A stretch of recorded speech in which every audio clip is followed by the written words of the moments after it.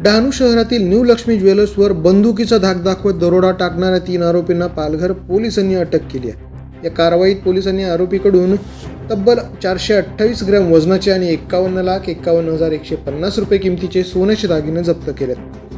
20 जुलै रोजी दुपारच्या सुमारास काळे मास्क आणि काळे जॅकेट घातलेले 3 आरोपी इराणी रोडवरील न्यू जर्सी ज्वेलर्समध्ये शिरले होते। आता ती लोखंडी सुरा आणि बंदुकीचा धाक दाखवत त्यांनी दुकानातील सोन्याचे दागिने लुटण्यास सुरुवात केली। दुकान मालक विनय सोनी यांनी प्रतिकार करण्याचा प्रयत्न केला असता एका आरोपीने त्यांच्यावर गोळी झाडल्याची माहिती पोलिसांनी दिली। त्यानंतर आरोपीने दुकानाच्या काचा फोडून सुमारे 700 ग्रॅम वजनाचे आणि अंदाजे 90 लाख रुपये किमतीचे सोन्याचे दागिने तसेच इमिटेशन ज्वेलरी घेऊन पोबारा केला। घटनेनंतर स्थानिक गुन्हे शाखा, डहाणू पोलीस आणि सायबर पोलिसांची पथकं तपासासाठी तयार करण्यात आली। गोपनीय माहिती आणि तांत्रिक विश्लेषणाच्या आधारे पोलिसांनी 27 जुलै रोजी यशवंत सदू चौधरी वय 40 याला अटक केली। त्यानंतर त्याच्याकडून मिळालेल्या माहितीच्या आधारे दीपेश गवळे आणि विशाल चौरे या दोघांना 13 ऑगस्ट रोजी अटक करण्यात आली। 3 आरोपींच्या चौकशीनंतर पोलिसांनी 428 ग्रॅम सोन्याचे दागिने जप्त केले असून त्यांची किंमत 51,51,150 रुपये।